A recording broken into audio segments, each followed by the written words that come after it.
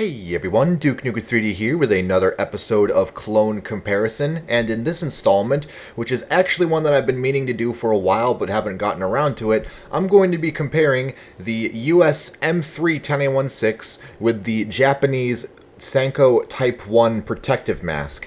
And if you want to know more of the history on these masks, I recommend going ahead and checking out those reviews, although keep in mind they're a bit older reviews, so they aren't going to be that great, but nevertheless they are informative nonetheless. So anyways, first let's start off as usual with the overall rubber and the materials they're made out of. As you can see, the M3 is made out of a black neoprene rubber. I do know earlier examples were made out of the typical Class B gray rubber, but were later switched to black neoprene because of latex shortages later in the war.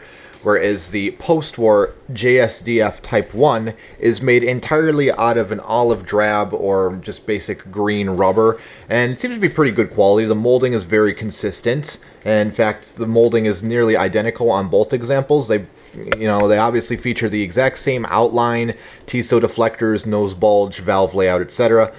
Even the harness, which I'll get onto here, the harness is the same webbed layout where the weave and the construction of the materials may be slightly different. The pattern of the buckles varies somewhat slightly, and you can sort of also notice that the M3's canvas material is sort of intertwined. I don't know how to describe it, whereas the weave on the Japanese canvas is sort of a V-shaped pattern, I guess you could say. And then a couple of the rivets on the Japanese clone are not painted, whereas these ones are all painted. However, I have seen Japanese Type 1s where all the rivets are painted and some with all the rivets unpainted, so it's kind of a variation. But yes, the harnesses are almost entirely identical, and they are obviously very much closely inspired by each other. Even the materials are very similar, with some differences, like I mentioned. The harness on the Type 1 is obviously olive drab dyed, and the one on the M3 is a gray color. However, I do believe there was also variations in the M3 harness colors as well.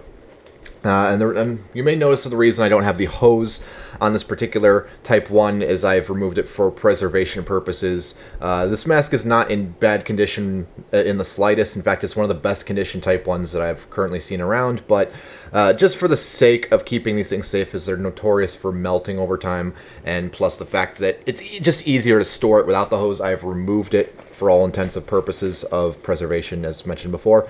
But enough about that. Let's get on to the lenses. As you may know, that the Japanese Type 1 is notorious for its what I like to call sad or depressed lenses, where they're sort of a very rounded elliptical shape that don't really follow a specific pattern. They just sort of are what they are, and I find that really aesthetic about them, as mentioned before.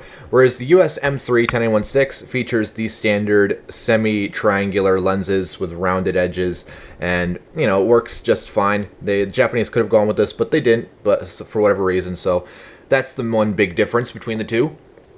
On the US example, you have an M8 outlet valve here, which was typical of most standard US World War II masks. It's kind of a nice valve design where instead of having a stem that goes through the center of the valve seat, there is a stud that has that fits into a hole on the valve. It just slips around it like that, and I'm actually kind of a fan of this valve design.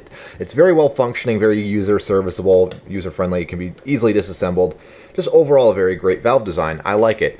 However, the Japanese outlet valve on the Type 1 is a bit of a downgrade, where instead of a plastic M8 style cage, it uses its own design of this metal cage that's patterned off of the Imperial Chrysanthemum seal, as you can sort of notice. And instead of unscrewing, it just has a latch on the side and it hinges open. It's all made out of pot metal or monkey metal, whatever you want to call it. It's sort of a zinc aluminum blend, I would believe.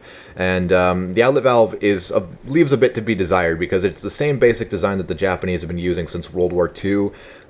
Just a rubber ring with a couple tabs that come off of it and a flat sheet of rubber that is connected to it. So really not the most practical design, and these are notoriously fragile and known for breaking, but you know, I guess it works, and as long as you don't screw with it constantly, it's not too big of an issue. But really, the valve is something that needs to be improved, in my opinion. As for the hose connections, on the US M3 10116, it is permanently glued in place with the hose fair rule inside, and on the exterior it uses wire and tape. I believe it is a layer of tape first, then wire, then another layer of tape to cover it all up. On the Japanese version, that is not the case, where the hose is not permanently glued in place as far as I know, and there would have been wire, but it's one of those things I had to remove because the wire underneath this rubber band, it doesn't use tape, it just uses a rubber band to cover the wire. That was originally rusting underneath there, and just to prevent it from also cutting into the rubber, I have removed it for, again, purposes of preservation. That's the whole reason of removing the hose, is because that wire would have been cutting into the rubber. Kind of a poor design in my opinion.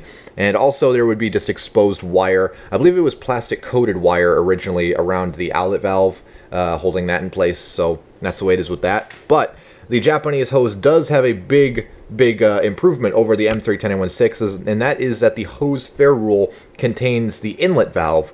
As you see, the M3 10816 was entirely dependent on the inlet valve of the M10A1 canister, which, as you can see, is plugged up with the C3 waterproofing kit. That inlet valve was mounted directly on the canister, so that's a big step up with the Japanese mask of including the inlet valve in the hose fair rule. And also, the Japanese had the foresight to use a ball jar type clamp or latch type clamp to hold the filter in place rather than the US M3's glue, wire, and tape, which isn't a very user serviceable or friendly design. It works, but you know, it's not really the best in terms of not ergonomics, but you sort of know what I mean. There is some slight difference in the molding of the face blank, although that was pretty much typical of US World War II gas masks at the time. There was a lot of different companies making these, but overall they have a very similar, if not the exact same layout, aside from the lenses and other superfluous details as mentioned before.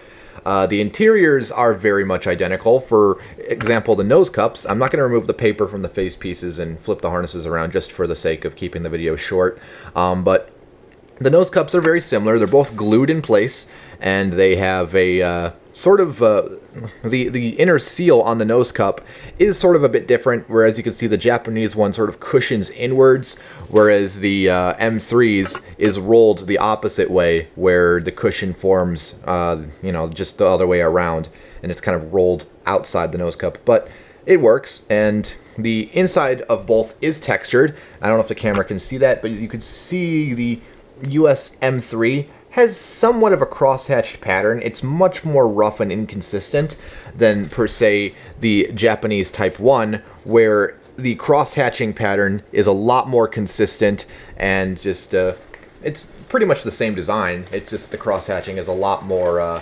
detailed on the Type 1 than it is on the M3. Another thing to note is that the Type 1 has no external markings. There would have been not a user, but a factory tag on the left temple strap here, but that has long since been discarded, or it just got lost somehow. But all of the markings on the mask are on the inside. Even the size stamp is in the most inconvenient place possible, and that is on the front leading edge of the inner oronasal cup. You have to pry it back in order to look at the size, and this particular one is a size 2, which I would assume is a medium. And that is also different because this uses a numeric sizing system, whereas the original US M3 was typically just made in a universal one size fits most size, stamped clearly on the forehead below the US stamp, if you can see that. However, there was a size large and a super small variant of this face piece. However, they are quite uncommon, at least for the wartime produced ones. You will see plenty of post-war reconfigured M4 10816 face pieces in size super small, but any World War II mask that is a size large is considerably rare, so keep that in mind, I guess. But other than that, really not else to mention about these two. They're very faithful and probably the only clones of the US M3, and just I feel like it was a good you know, throwback to the design. And the M3 is probably one of my favorite gas mask designs in history, despite, you know, there are so many better designs. I just have a personal fondness for the M3's aesthetic, in my opinion. But anyways, that's enough about that. I hope that gave you a good enough idea of what the Type 1 is compared to its original inspiration, the M3. If you have any comments, questions, corrections, or concerns, drop them in the comments below, and I will see you all later.